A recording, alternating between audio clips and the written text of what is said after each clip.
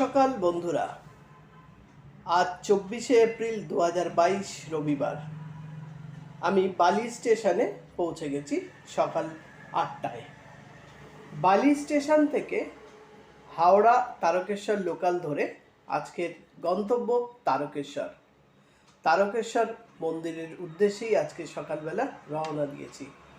বালি স্টেশন থেকে আমি ট্রেন ধরে তারকেশ্বর পৌঁছাবো এবং তারকেশ্বর পৌঁছে সেখানকার মন্দির, সেখানের বাজার, সেখানকার কি খাবো, কোথায় থাকবো, কিভাবে পুজো দেবো মন্দিরে, সব কিছু আপনাদের সাথে শেয়ার করব। এখন দাঁড়িয়ে আছি 3 নম্বর প্ল্যাটফর্মে। এখানেই আর কিছুক্ষণের মধ্যেই হাওড়া থেকে তারকেশ্বর যাওয়ার জন্য গাড়িটি আসবে। সেই গাড়ির অপেক্ষাতেই এখন দাঁড়িয়ে আছি বালি স্টেশনে। আর কিছুক্ষণের মধ্যে স্টেশনে গাড়ি চলে আসবে। এটি হাওড়া তারকেশ্বর লোকাল। সকাল 8:40-এ বালি স্টেশন থেকে এটি ছাড়ে। তো আমি সেই বালি থেকে ট্রেনে উঠে পড়লাম তারকেশ্বর যাওয়ার উদ্দেশ্যে।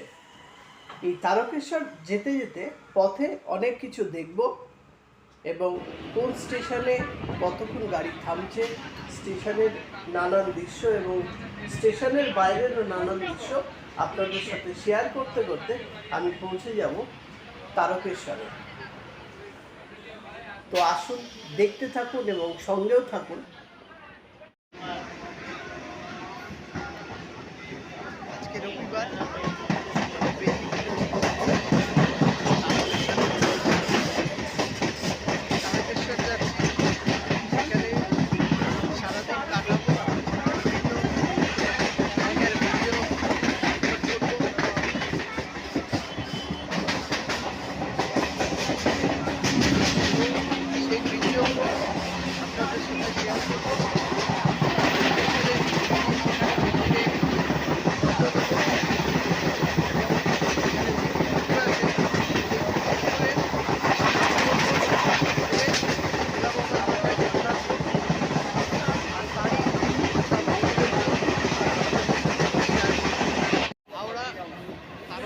লোকাল 8:40-এ বালি স্টেশনে এলো। বালি স্টেশন থেকে 8:40-এ গাড়িতে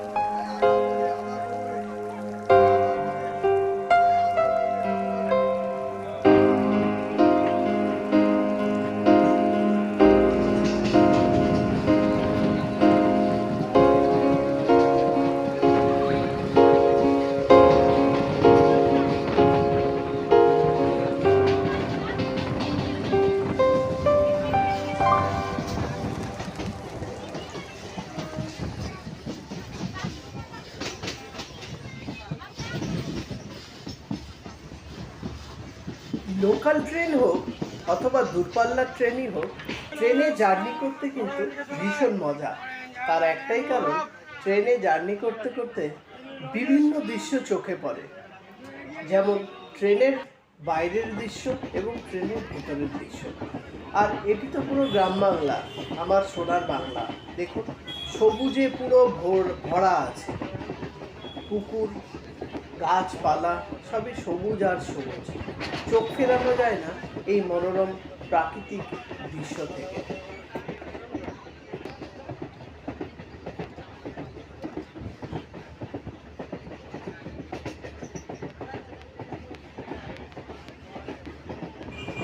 বাইরের দৃশ্য দেখতে দেখতে বেশ কিছু সময় পার হয়ে গেল। তারপরে হঠাৎ কানে শব্দ এলো, গজা চাই, গজা চাই, গজা। তারপরে দেখি গামছাওয়ালা।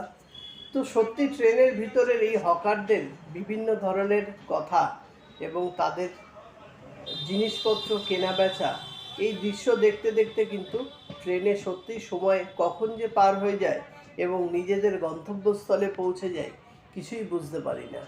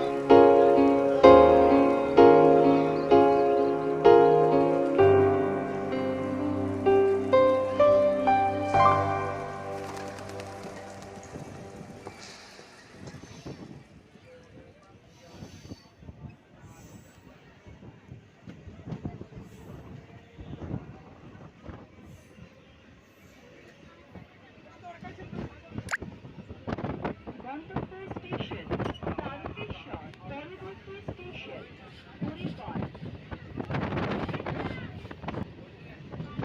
तारकेश्वर जो जाने वाली इस ट्रेन का अगला स्टेशन हरिद्वार है।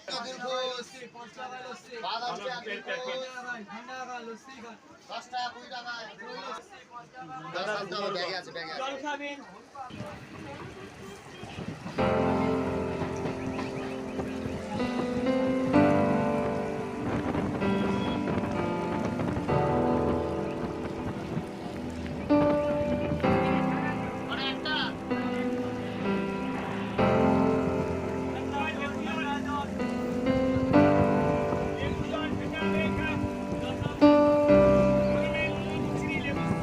तारकेश्वर नेक्स्ट स्टेशन है। আমরা এখন পৌঁছে গেলাম কৈকালা স্টেশনে। সত্যি এই হাওড়া টু তারকেশ্বর লোকাল জংশনে জার্নি করতে করতে বিভিন্ন ধরনের স্টেশনের অদ্ভুত অদ্ভুত সব নাম দেখতে পেলাম।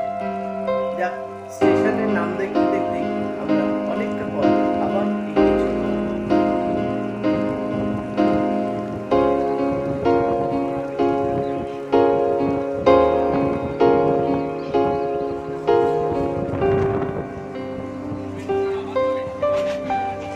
আবার একজন হকার দাদা উঠেছেন, যার কাছে কিন্তু সেফটি পিন থেকে মাথার ক্লিপ, চিরুনি, আয়না সবকিছুই নিয়ে সে উঠেছে।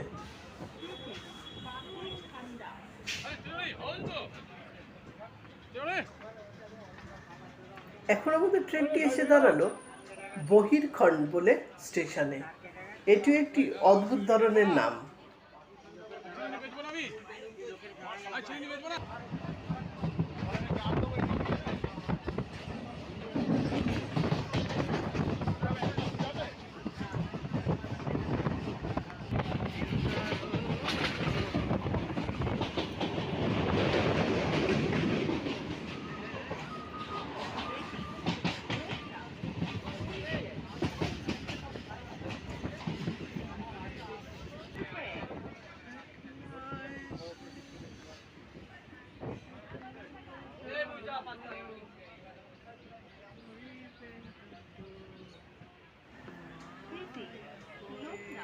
এর পরের স্টেশনটি হলো লোকনাথ স্টেশন। স্টেশনেরও নাম লোকনাথ হতে পারে ধারণা ছিল না।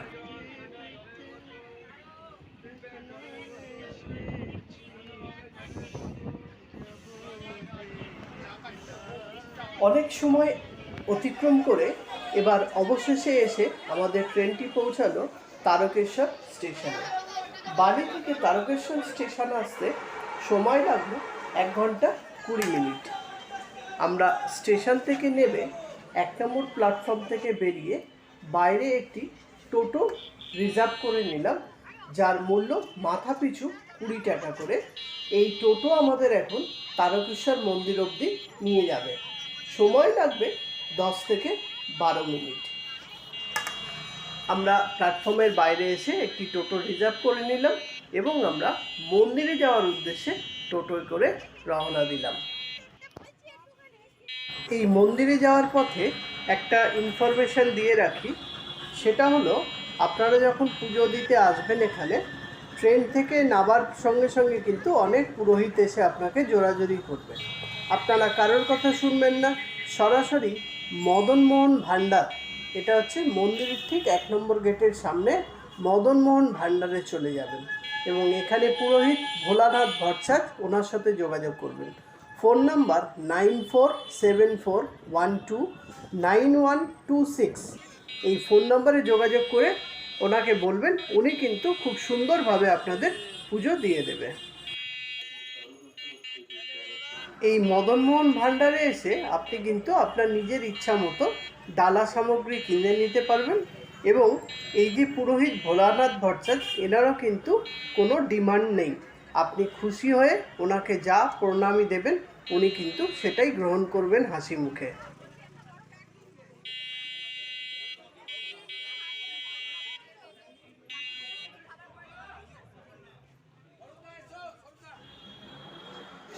আমাদের টোটো অবশেষে মন্দিরের কাছে এসে আমাদেরকে নামিয়ে দিল। এটি হচ্ছে মন্দিরের প্রবেশ পথ এবং মন্দিরের 1 নম্বর গেট। মন্দিরের ভিতরে ভিডিওগ্রাফি অ্যালাউ নেই, সুতরাং আপনাদেরকে মন্দিরের ভেতরের কোনো দৃশ্য এবং বাবা ভোলানাথের কোনো মূর্তি আপনাদেরকে আমি দেখাতে পারলাম না। এটি হচ্ছে মূল মন্দির। বাইরে থেকে যেটুকু সম্ভব হয়েছে আমি ফটোগ্রাফি করেছি এবং সেটি আপনাদের সাথে শেয়ার করব। এখানে প্রচুর ভক্তের সমাগম। ভক্তরা জল ঢালার জন্য এখানে লাইনে দাঁড়িয়ে রয়েছে। দেখতেই পাচ্ছেন বন্ধুরা কত ভক্তের সমাগম হয়েছে। এখানে প্রচুর লাইন। এই লাইন ধরে একটু একটু করে এগিয়ে গিয়ে মূল মন্দিরে প্রবেশ করতে হবে এবং সেখানেই বাবা ভোলানাথের মাথায় জল ঢালা যাবে। এটি হচ্ছে তারকেশ্বর মন্দিরের লাগোয়া দুধ পুকুর।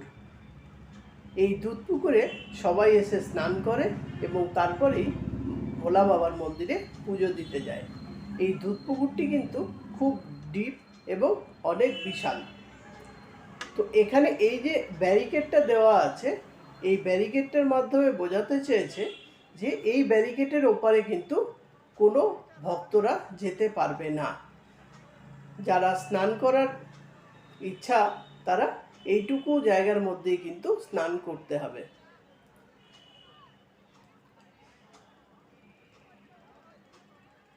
এই পুকুরের সামনে এসে দাঁড়ানোর পর আমিও আর নিজেকে স্থির রাখতে পারলাম না, তাই আমিও এই পুকুরের জলে স্নান করার জন্যে নেমে পড়লাম এবং অনেকক্ষণ ধরে এখানে স্নান করেছি।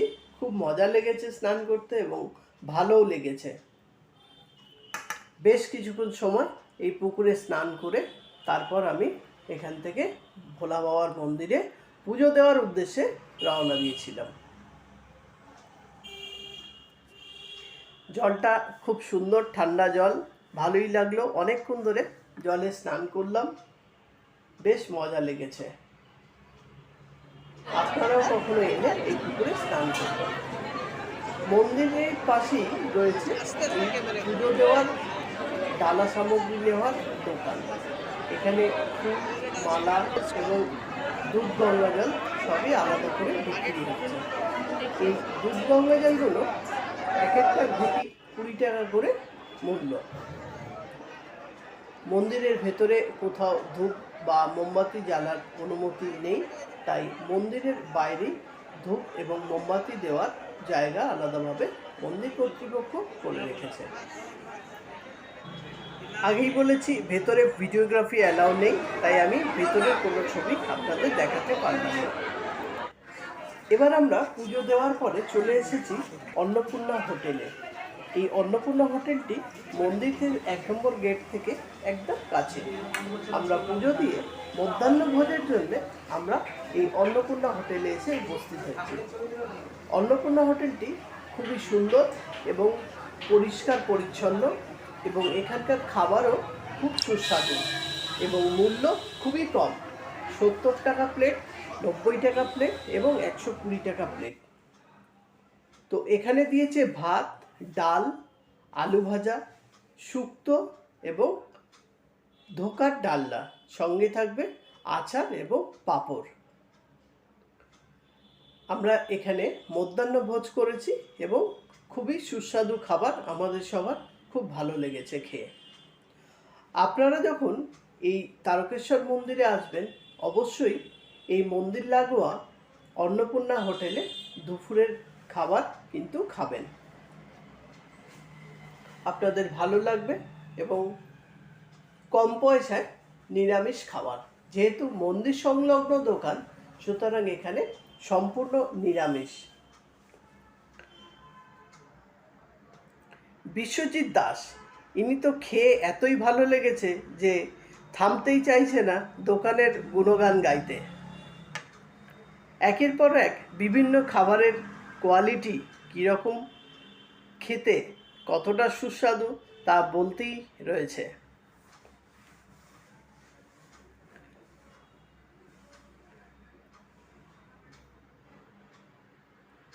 আমরা এখান থেকে খাওয়া দাওয়া করার পর আমরা বিকেলবেলায় আবার ট্রেন ধরে আমরা বাড়ি ফেরার চিন্তা ভাবনা করেছি।